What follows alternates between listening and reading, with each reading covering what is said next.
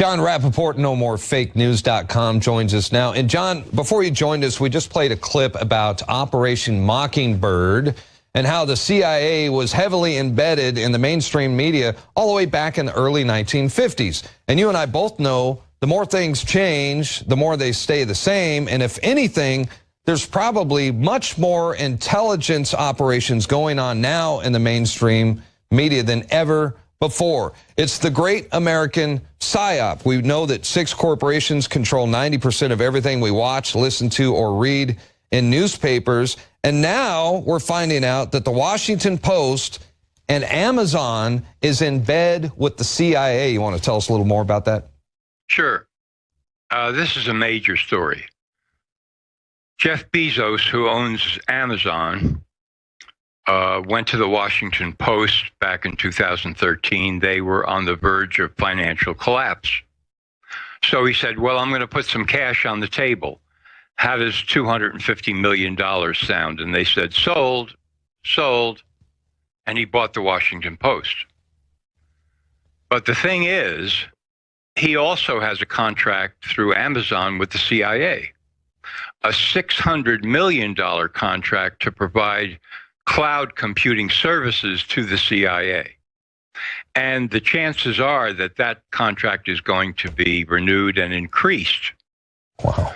So that means that we're now talking about an incredible conflict of interest. Every time the Washington Post writes a story about the CIA, quotes somebody from the CIA, relies on a CIA source anonymously for a tip or a lead or information. There should be a disclaimer. Absolutely. In front of every article, it should say, our owner, Jeff Bezos, has a $600 million contract with the CIA. So take everything that we're saying about the CIA with a huge Mount Everest-sized grain of salt. I think it's interesting that nobody else, it's typical, I guess, too, that nobody else in the mainstream is reporting on this either, because I've learned it from you. Nobody else is reporting on this. You would think this is a big story for the mainstream. Yeah, you would think. But it isn't. It isn't. It's the kind of story you could pound on for days and weeks and months to find out more about this contract, to find out, well, which came first, the purchase of the Washington Post or the contract with the CIA? And in either case, you could certainly make a circumstantial case for Jeff Bezos saying, look, to himself, good contract, fabulous contract with the CIA. Now I'll buy a newspaper that has a long history of being connected to the CIA. And that's going to cement my position with the CIA even tighter so that I can get more good deals and contracts from the CIA.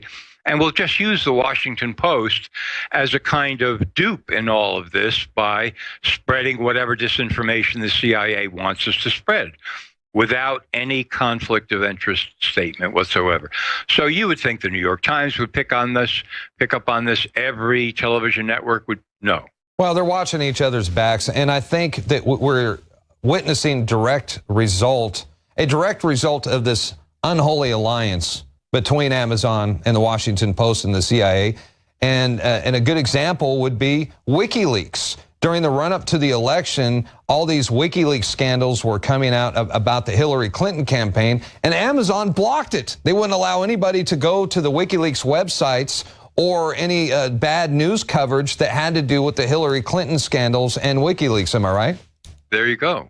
There's a perfect example of that, of slanting the news, censoring the news, omitting the news, which in itself is a version of fake news.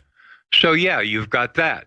And you've also got the fact that the Washington Post took the lead right after the election debacle for the Democrats and said, you know what, there's a whole lot of fake news sites out there. They were the ones that really launched that story. And they gave all manner of really ridiculous sources on the story.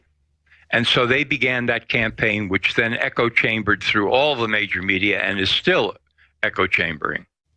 And so we're looking at, this collusion among major media, CIA, et cetera, et cetera. Yeah, like I said, this is modern day, and it just reminds me of the beginning, the good old days of the CIA back in the late 40s, early 1950s. And now we're finding out that the mainstream media is the one behind a lot of these fake news websites that came out there. 20th Century Fox, in an attempt to promote, that was their excuse anyway, to promote one of their movies. They launched several fake news websites with names like the Salt Lake City Guardian, the Houston Leader, Sacramento Dispatch, New York Morning Post, and Indianapolis Gazette. And they're spreading, most of their stories are anti-Trump articles, and they were spread by millions of people on Facebook and Twitter that had no idea they were reading and spreading fake news. And this was all supposedly to promote a movie about a fake medical cure. That's my understanding. That's right. So Fox decided, well, this would be a great idea. Let's just proliferate a bunch of fake news sites as a sort of promotion. I don't even know how, but as a promotion for a film about a fake cure. And now, of course, they're backing off away from it because everybody's discovered this, and it's completely insane. And it's just another example of the pot calling the kettle black here. So mainstream news is the purveyor of fake news, always has been. Yeah, that's right. And they are a dying media, and no better proof than the election of Donald Trump, the ultimate anti-establishment president. I think we're seeing a lot of Trump backlash. That's why they're going after, nomorefakenews.com. They're certainly going after Alex Jones and InfoWars, and they're certainly going after Donald Trump. John Rappaport, you have the last word. What do you think is next? What's the next big attack? How are they going to try to stop America 2.0 and the return of the Republic? Well, it looks like what they're doing is picking off or trying to pick off people around Trump one at a time. Flynn and Sessions, and they'll continue that. And eventually, sooner or later, they'll get to Trump, and they'll try to say that he committed impeachable offenses and so on and so forth, and just continue the Babel campaign. But it could get a lot worse, because they're also going to try to censor and limit independent news media where, increasing millions of people are getting their truthful news from. So it's kind of a squeeze play, and it's going to continue. That's right. They're definitely going to try to take over the independent media and the internet as a whole, because that's the only way they can control the masses. John Rappaport, thanks for your time. It's good to have you on our side.